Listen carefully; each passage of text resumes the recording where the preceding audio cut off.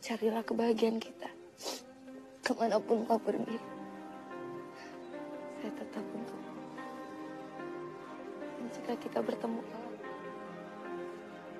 saya akan tetap bersih dan suci untukmu, kekasihku. Baiklah Hayati, aku akan berangkat ke jalur dengan harapan penuh. Dan jangan lupa, kirimi aku nasi bungkus dengan bekasam-bekasamnya.